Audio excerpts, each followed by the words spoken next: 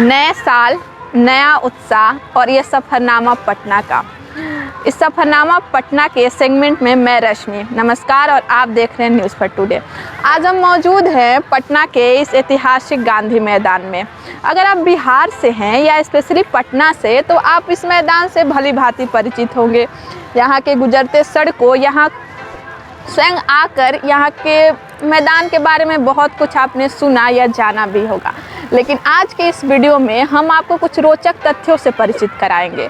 क्या आप इस बात से अवगत हैं कि पटना का यह गांधी मैदान, पटना लॉन से गांधी मैदान का सफ़र कैसे तय किया? या क्या आप यह जानते हैं कि यह गांधी मैदान इतिहास कई घटनाओं का कैसे मुख्य गवाह रहा है? तो चलिए आज के इस वीडियो में हम आपको इससे परिचित कराते हैं। यह मैदान महज एक खुली जगह नहीं है, बल्कि यह 62 एकड़ में फैला यह संस्कृति और विरासत का केंद्र रहा है। तो चलिए इतिहास के पन्नों को पलटते हैं और उस इतिहास में इस गांधी मैदान की भूमिका को खंगालते हैं। अगर हम बात करें ब्रिटिश रूल, जब यहाँ भारत में और पूरे भारत में कह लीजिए, जब ब्रिटिश रूल था, ब्रिटेन यहाँ पे जब अपना शासन कर रहा था, तो उस समय ये जो गांधी मैदान था उनके लिए एक आप घुड़सवार ट्रैक के रूप में इस्तेमाल किया जाता था। तो घुड़सवार ट्रैक के रूप में इस्तेमाल किया गया या ब्रिटिश रूल के समय कैसे उन्हीं के खिलाफ आज़ादी की लड़ाई में यह एक जनसभाओं का केंद्र बना, यह बहुत ही रोचक है। यहाँ पर सबसे पहले आप जानते होंगे कि महात्मा गांधी चंपारण सत्याग्रह के समय बिहार में अपना कदम रखे और सत्याग्रह का बीजारोपण उन्होंने किया। तो इस गांधी मैदान में भी सर्वप्रथम जनसभाओं को संबोधित करने का जो कह सकते हैं हम श्रेय जाता है, वो गांधी जी को ही जाता है। जब वो बिहार उसके पहले 1917 में आए थे और फिर 1918 में यहाँ आके उन्होंने एक विशाल जनसभा को संबोधित किया था। आपको यह जानकर आश्चर्य होगा कि मुस्लिम लीग के जो नेता थे मोहम्मद अली जिन्ना, जो स्पेशली उनका जो दिल्ली वगैरह वाला जो एरिया था, वहाँ पर उनको आपने अक्सर देखा होगा।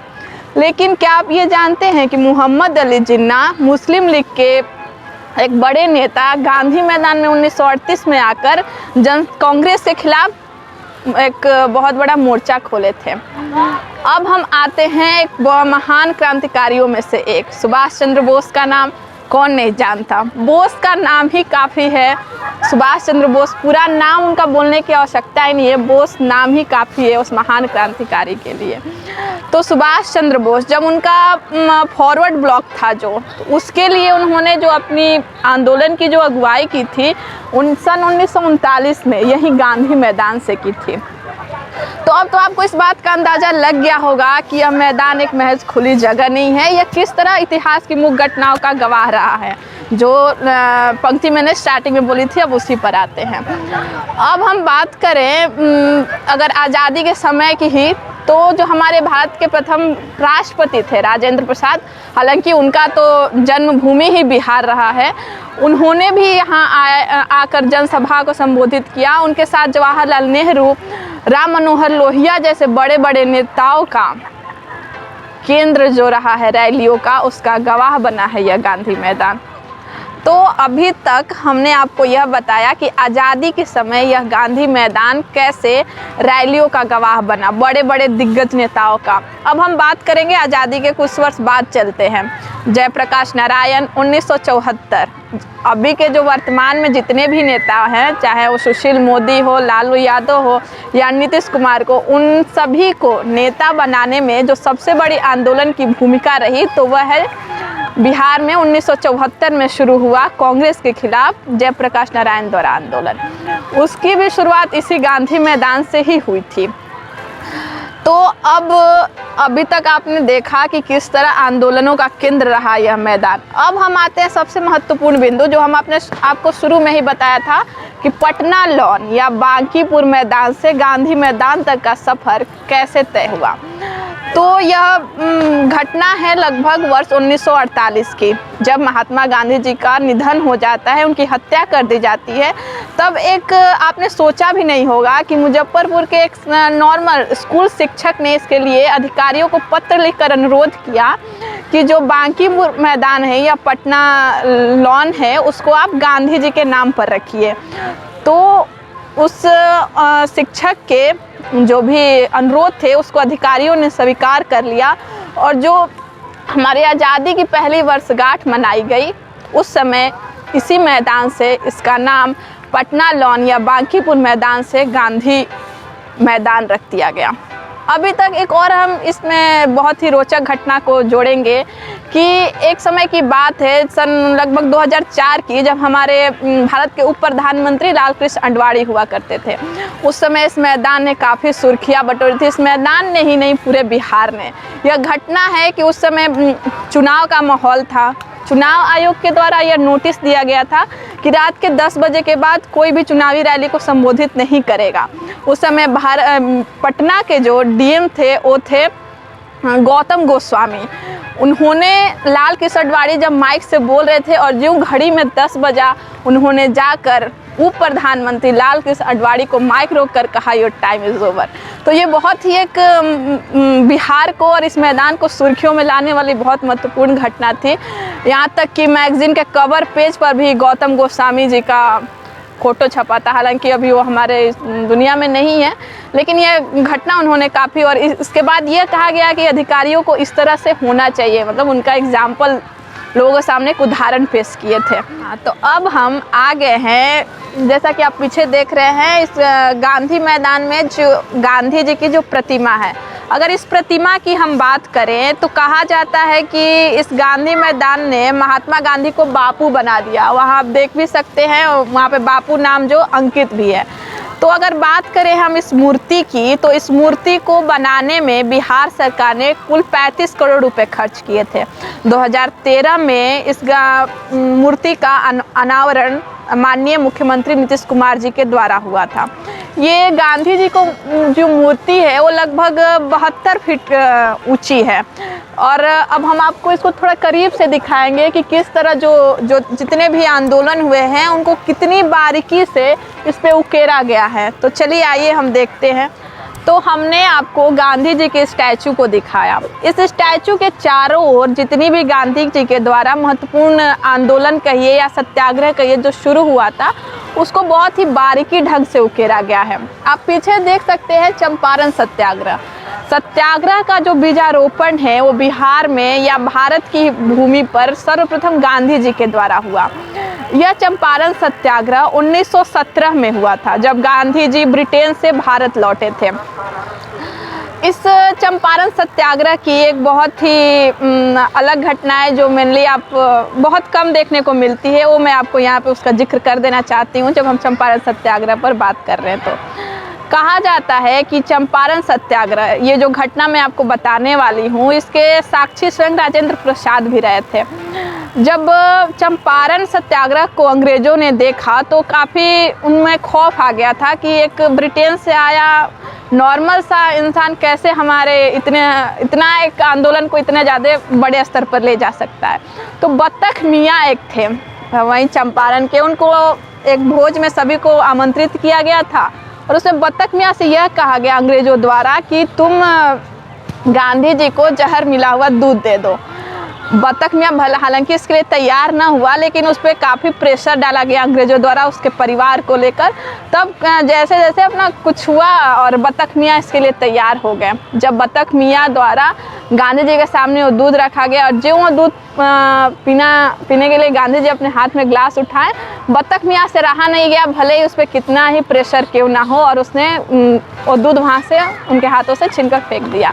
तो आप देख सकते हैं कि एक नॉर्मल सा जो अभी कुछ 1-2 साल पहले जो गांधी जी अभी ब्रिटेन से भारत लौटे, और एक नॉर्मल बत्तख मियाँ, उन्होंने गांधी जी की पॉपुलैरिटी इतनी कम समय में इतनी ज़्यादा बढ़ गई कि उसने अंग्रेज़ों के दबाव को दरकिनार कर गांधी जी की रक्षा की थी। तो इस घटना के स्वयं साक्षी हमारे भारत के प्रथम राष्ट्रपति राजेंद्र प्रसाद बने थे। तो अभी हमने आपको चंपारण सत्याग्रह वाला जो आकृति था उसको हमने दिखाया। अब हम यहाँ पर आ गए हैं, जो आप पीछे देख सकते हैं, चरखा। वर्तमान में अगर हम वर्तमान की बात करें तो अभी बिहार या पूरे देश में बेरोजगारी सबसे बड़ा मुद्दा है। सरकार के द्वारा आत्मनिर्भर बनाने, आत्मनिर्भर भारत की बात भी की जा रही है। खैर ये तो वर्तमान का विषय हो गया। अब चलते हैं हम गांधी जी पर। उस समय आप इसमें देख सकते हैं साफ साफ लिखा है कि चरखा खादी स्वावलंबन का प्रतीक, स्वतंत्रता संग्राम की वर्दी। तो उस समय जब अंग्रेजों का वर्चस्व पूरे भारत पर था, तो उस समय गांधी जी चरखा के द्वारा कैसे आत्मनिर्भर बनाया जाए, इस पर जो उन्होंने प्रयास किया था, उसके बारे में क्या कहा जाए, वो उसके बारे में मतलब हम निःशब्द है। जो उस समय जिस तरीके से हमारी अर्थव्यवस्था चरमराई हुई थी, उस समय एक चरखा और सूत के द्वारा एकदम आप ये कहिए ग्रास रूट लेवल पे जो शुरुआत गांधी जी ने की थी, वो अभी तक शायद वैसा प्रयास करना किसी के लिए भी असंभव है। तो चंपारण सत्याग्रह से शुरू हुआ ये सफ़र अब दांडी मार्च तक पहुंच गया। दांडी मार्च या नमक सत्याग्रह। अंग्रेज़ों द्वारा तो भारत पर इस तरह से जुल्म किया गया था कि हर चीज़ पर ही कर लगाए गए थे। तो जब नमक पर कर लगाया गया था, तो उसे हटाने के लिए गांधी जी ने दांडी मार्च करने का निर्णय लिया। दांडी मार्च के विषय में कहा जाता है कि गांधी जी ने इसमें कहा कि महिलाएं शामिल नहीं होंगी। तो कमला देवी चट्टोपाध्याय, जिनको यह बात पसंद नहीं आई, उनका मानना था कि दांडी मार्च में भी महिला और पुरुषों की बराबर की भागीदारी होनी चाहिए। इसके लिए उन्होंने गांधी जी से मुलाकात करने का निर्णय लिया। हालांकि गांधी जी उस समय एक सफ़र पर थे, तो उसी ट्रेन के डब्बे में पहुंच गए जिससे गांधी जी सफ़र कर रहे थे। हालांकि उनकी मुलाकात भले ही छोटी थी, लेकिन ये इतिहास बनाने के लिए काफ़ी बड़ी थी। तो कमला देवी की जिद पर गांधी जी ने महिलाओं की भी शामिल होने के लिए हामी भर दी और इस आंदोलन में महिलाएं और पुरुष दोनों की भागीदारी दर्ज की गई। चंपारण सत्याग्रह, नमक सत्याग्रह और अब सन 1942 का भारत छोड़ो आंदोलन, जिसे बहुत ही बारीकी ढंग से यहाँ पर उकेरा गया है। अंग्रेज भारत छोड़ो जो आंदोलन था, जो 8 अगस्त 1942 को शुरू हुआ, जिसे हम लोग अगस्त क्रांति के नाम से भी जानते हैं। ये जो भारत छोड़ो आंदोलन की जो आकृति बनाई गई है, इसमें आप देख सकती हैं इंकलाब जिंदाबाद का झंडा लिए हुए भगत सिंह, सुखदेव, राजगुरु, सरदार वल्लभ भाई पटेल, महात्मा गांधी जैसे कई हमारे महान जो क्रांतिकारी थे, इसमें शामिल किए गए हैं। तो आज के इस वीडियो में हमने आपको गांधी मैदान का जो अतीत से वर्तमान तक का जो सफ़र था, उससे रूबरू कराया। किस प्रकार आज़ादी की लड़ाई में यह गांधी मैदान जनसभाओं का केंद्र बना।